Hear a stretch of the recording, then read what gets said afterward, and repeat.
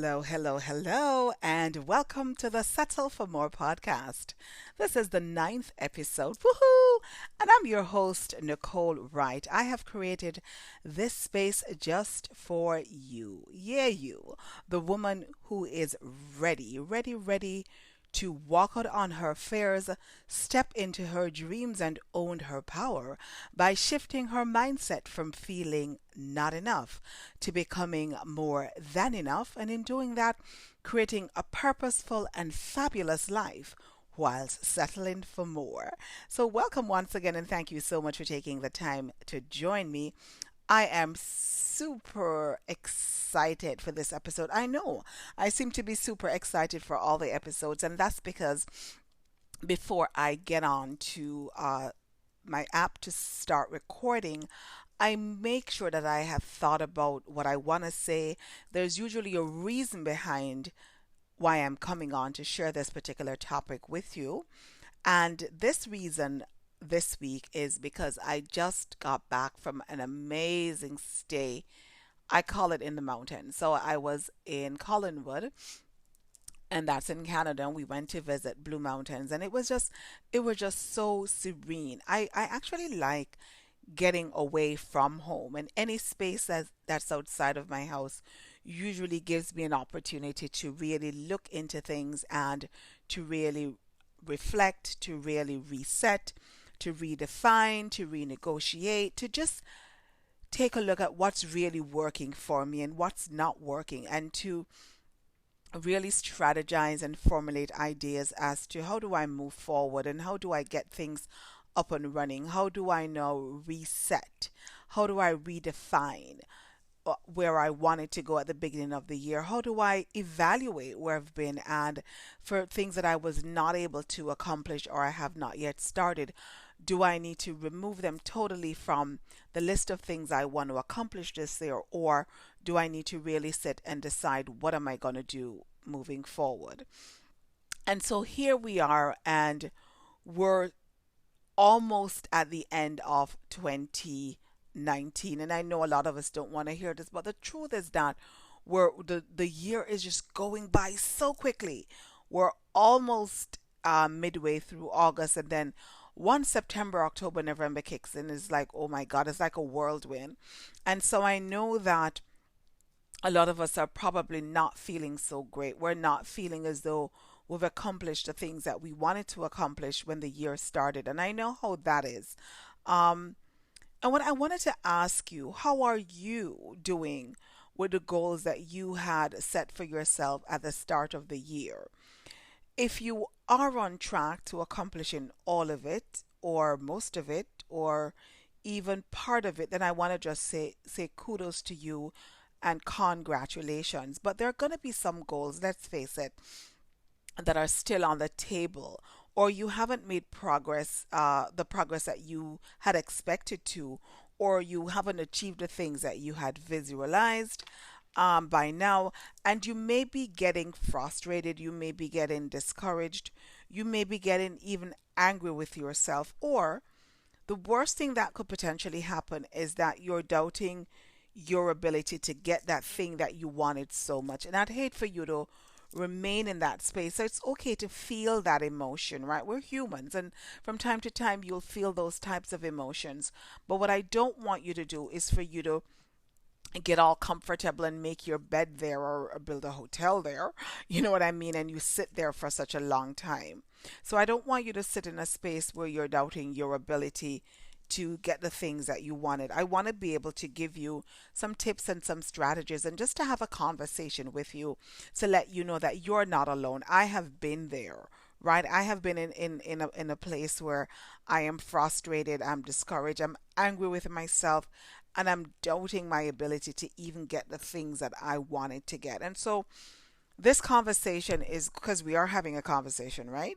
I'm hoping I'm not talking to myself. But this conversation is going to be about what are some things that you can do, right? So if you want to really get back some wind into your sails so you can start moving in the direction of your dream again, the very first thing that I want you to do, my gem, is to stop. Just stop and forgive yourself. And for doing that, I don't mean a simple conversation. I mean you must go through a process of forgiveness to get that real impact. So first, I want you to separate who you are from what you've done. In other words, not having achieved everything you wanted to by now, it does not change the fact that you're still a good intended person with a beautiful vision, with a beautiful soul, and you still deserve the thing that you desire. So that's the first thing I want you to do, right? I don't want you to start defining yourself by the things that you've not yet achieved. All right? So give yourself a hug for that. Because I want you to understand that sometimes hard work and goal achieving activities are not the only ingredients that are required to make the progress that you have visualized or the things that you've clarified or the things that you wanted. You can choose to keep your attitude positive and work as productively as you know how. And what will happen is that this will empower you to move forward regardless of the circumstances around you. So you must make that choice. The first step is forgiveness. The second step is you must choose to keep a positive attitude, right? No matter what. And then I want you to also be able to realize that there is a toxic element of resentment and doubt that may creep in, right? And I would hate for you to be in that space that is toxic and a space that is not productive for you to be able to achieve your goal. And that is the environment filled with resentment and of doubt. Because this toxicity can really invade your self image if you haven't made the progress that you wanted to by a certain time, right? It may not only be the type of thing that throws you in depression, but it may also creep into your belief about if you're really worthy for achieving the things that you desire. And it is a rationalization that you think maybe I didn't achieve the goal because I'm not good enough, because I'm not smart enough, because I'm not fast enough, I'm not pretty enough. And these are excuses, right? So sometimes we tell ourselves these things and it really slows us down and it will not help you to move towards the things that you desire, right? So I want you to be able to separate. I want you to also understand that you need to choose to have a positive attitude.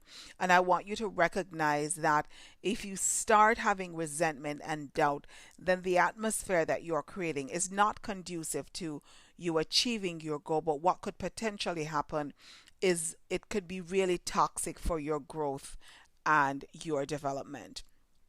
Also understand that the year is slowly coming to a close and distractions, ooh, those distractions, they have a way of rushing in and perhaps it prevents you from viewing the future as you did when you just started. So I know how it gets at the beginning of the year after a couple of glasses of champagne or your if you get your bonus early, you're thinking about all the things that you want to do and at that time you're probably viewing your future through rose colored glasses, but reality has kicked in, distractions has popped up and you're off track. When we start out strong, our determination can wane as life really starts to get in the way. Maybe, who knows, you got sick and you were knocked off your feet. Maybe the kids weren't feeling well. And these things are setting you back from really getting things done. Maybe, you know what, you realize that time you didn't really take the time to schedule your time properly or to prioritize properly. So the exercise goal that you had in mind, you were not able to achieve it. Or perhaps you're building a side hustle. You're doing your business on the side and you're doing it in the early morning hours. But there's a big project at work and it has you both physically and mentally exhausted. And so you're not able to follow through. You're suddenly looking up or looking back and you realize that, oh my God, the year is well on its way and you're behind on your goals and you're feeling discouraged and in fact, you're probably feeling, oh my God, I'm already a failure. But what I want you to understand is that you can create that momentum again right? Because we've all been there and we can all relate to the impulse that you probably feel that you just want to give up. But if you didn't get it this year, and if you feel as though it's setting you behind, you still have time, right? Because what you can learn is that the gaps that you've identified this year, you can really use it to restructure next year. As a matter of fact, at any moment in time, you have the opportunity to hit that reset button. And that is what I did this weekend when I was away. I was able to reevaluate, I was able to reset, I was able to really go in and determine how do I want to move forward? How do I want to move forward in the next couple of months? And I found that when you make the decision to settle for more and you make the decision to not settle for less than you deserve, then you give yourself permission at any moment in time to hit that reset button. So today I want you to reset and declare that you're worthy, that you're needed, that you're necessary, and that you are more than enough just as you are.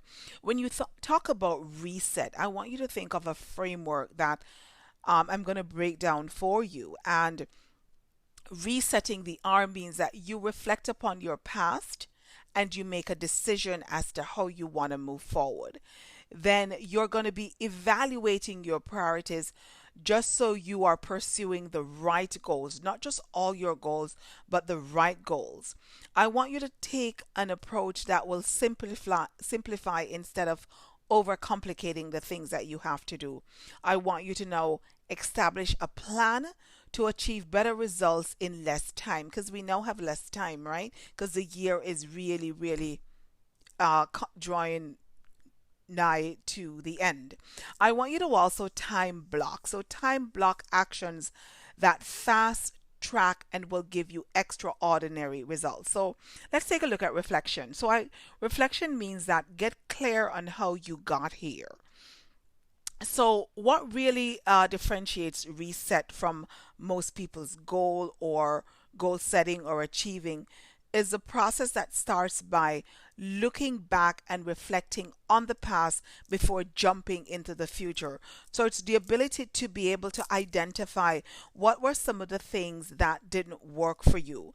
Because in today's fast paced hustle, everybody's on the go, on the go, on the go. And we're really rarely taking the time to slow down and reflect because everything feels so urgent and apparently nothing in this day and age can wait. So I want you to be able to reflect on what really got you here. What were some of the things that did not work for you, right? We don't want to wait until we get into a crisis that we start to panic and we start to not being proactive but reactive. So reflect. So while we having that ability to reflect, it's very, very useful as you're able to identify where it is that extraordinary things happened, right? Where is it that was, and if you view what you're doing in terms of the reflection as a graph, where did I hit my lows and where was I when I was at my high? Right? So I want you to be able to take a look to see what was really working for you and to have a look at what were some of the things that were not working for you. And I want you to be really clear as to if the things that were not working for you, were those things important, and if it's not important, then is there an opportunity to really remove them from the list of things that you're now seeking to do for the rest of the year. And this is not a novel concept, right? In fact, it's quite the opposite because a lot of industries or a lot of industry standards are set by looking at things that really worked well and things didn't work well. And we're talking about anything from finance, real estate, politics, or even psychology. Expert really examine the past, and this is a past that they use to really forecast the future. Right? So we want to be able to look at the graph of our lives and identify patterns to see what might have happened and clearly understand the possibilities. Whilst doing that, you're able to develop strategies to overcome things that really didn't work, or you're really able to negate at this point in time negative outcomes. So why not take the that approach with the trajectory of your own lives? Reflection is looking back on the past. It's not staying there. It's the ability to look back without judgment. It's taking an unbiased approach, or an unbiased inventory of what's happened to this point. Refrain from assessing good or bad. We're just examining what happened. So we want to get a clear picture. You want to make sure that you're blocking time for reflection, right? That you're not just moving like a rolling stone, or you're not just saying, I am going to reflect, but you haven't blocked time. So, are you going to be reflecting weekly when you're setting out your intentions? And then, are you going to be doing bi weekly reflections to make sure that you're exploring your wins? Are you going to be doing monthly reflections to see what's really working for you? So make sure that you are taking time and you're blocking the time to do your reflection. Then I want you to think about evaluation, or evaluating your goals. You want to make sure that you are taking the time to pursue the right goals. Once you've taken the time to reflect upon the past, the next step is to evaluate what happened. Take a critical look back and be very honest about what worked and what really didn't work. And some questions that you may want to ask yourself when you're doing your evaluation is that, are there people, activities, or environments that supports you and your goals? Number one. So are you in a supportive environment? Number two, what are the things that are supporting you, and how can you support yourself with these things? Number three, what are the distractions that are keeping you from really being engaged, or keeping you from your most important task? And number four rather, you need to ask yourself, when you're looking at the goals, does this goal still matter to you, or have your priorities changed? Right? Because it's important to identify that. Then I want you to simplify instead of overcomplicate. So a lot of us tend to react, and we have a knee jerk reaction when we realize that we're behind on a goal. And so you tend to think that, oh my God, I need to do so much more. And you're telling yourself, oh my God, if I could do just more of this, or if I could spend an additional hour, or maybe if I could just talk to more people, or maybe if I could just spend more time. And so what happens is that you are over complicating the goal, right? You're telling yourself you want to spend an additional hour, and then it means that you'll be able to get ahead, and you'll be able to achieve a little bit more, and you're sprinting, and you're just like a rolling stone gathering absolutely no moss. So I want you to be able to simplify, right? Whilst it may be a good idea to catch up, in reality, it's a way that you'll probably get burnt out and you'll bail on your goals altogether. Rather, I want you to be able to look at simplifying the process, not overcomplicating the process. What can you say no to in order to say yes to what really matters? And that's extremely important, right? Everything does not matter to you equally. What can you eliminate? What can you delegate in order to invest more time in the right activities that are really supporting your goals? I want you to resist the urge to complicate and act big. Act small, right? By clearing a path, right, to the 2-inch domino that will really set the sequel of success in motion. So I want you to start by doing the small things. Don't overcomplicate it. Don't bite off a little bit more than you can chew. But I really want you to make the processes that you're working with simple. Then I want you to establish a plan.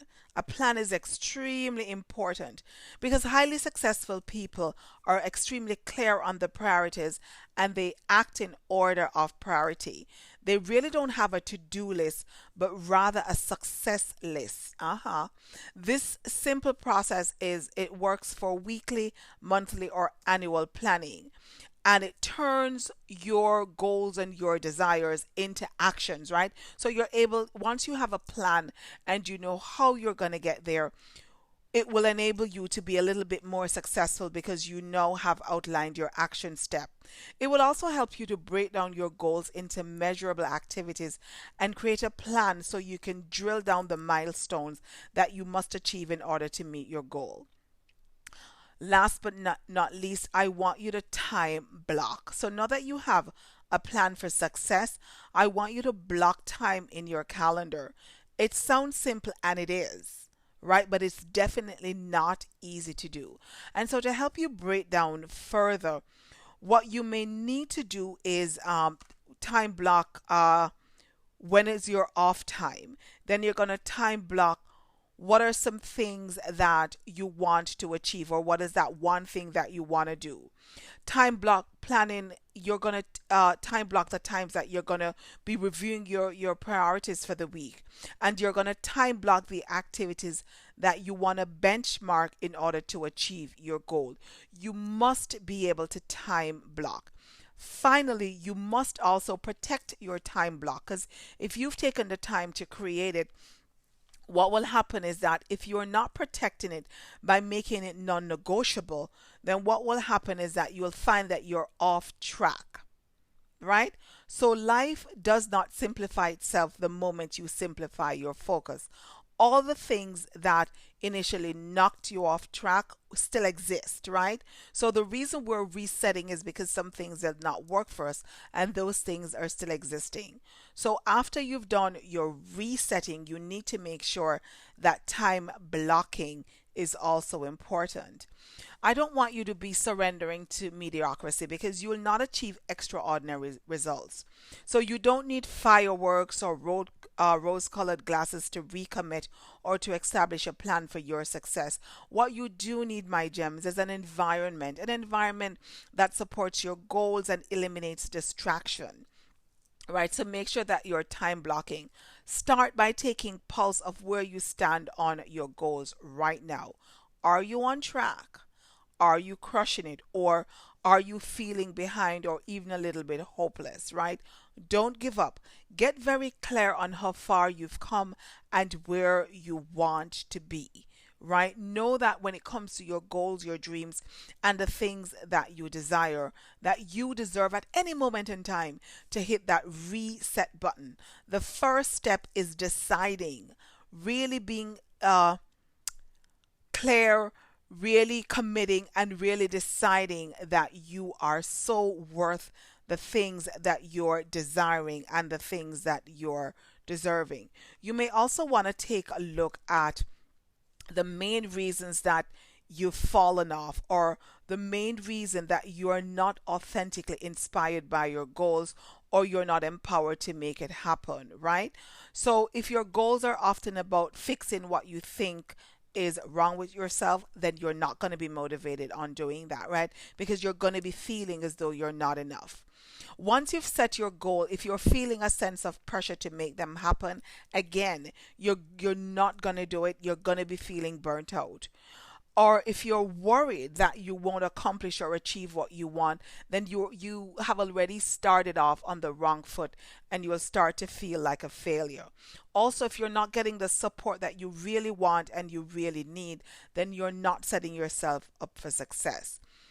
If you forget that your intentions are designed to support you and not to stress you out, again, that could be another reason. If you get too focused on the outcome and forget about the entire experience that you're trying to create, again, this could be a stressor for you, right? If you're allowing competition, right, the thought that there is competition or scarcity to take over, then you're operating in a place of limitation. And again, you're operating in a space of getting comparison, right? And so I want you to think about your intentions. Your intentions are the state of being and your authentic desire. In other words, you may have the intention to be peaceful, grateful, joyous, loving, successful, healthy, or wealthy. Your intentions are the high ideas are not usually at the root of your motivation for any specific goal. So if you're not motivated on the goal, if your intentions are not clear, if your intentions are not right, then you won't be successful, or you're not setting yourself up for success. So I want you to start with your intentions. Get right to the source of what you truly want, why you want it, and what will change when you have it. Because intentions are the core and the magic of all your goals and all your desires. Your goal should be very effective and powerful. Your goal should also be specific and measurable. And you want to be able to track your progress. And we did talk about tracking a little bit earlier on, where you're going to be creating your plan, right? And then you're going to talk about your actions. So you think about your intentions, think about what you want, so your goals, and you think about your actions. Start by creating action oriented practices that support manifesting your goals and intentions, and make this an essential step for you, right? The action step, or the oriented process or practices, should be something that you can do daily, weekly, or monthly, right? Coming up with an action plan that inspires you, and actions that really connect to your goal, so not anyone else. And this is really important. Once you're inspired by the action, this is actually where the rubber meets the road, and it's often the place where we see that we can really get back into momentum, right? So you want to be careful. If you're not creating action, right, then you're gonna have a breakdown.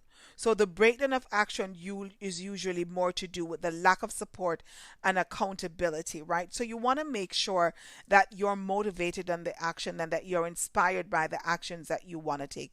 So let's say, for example, I've decided that I'm working on finance, and that's the area of my life that I want to work on. So I desire to make more money. So my intention is to experience a real sense of abundance. That's where I'm starting with the intention.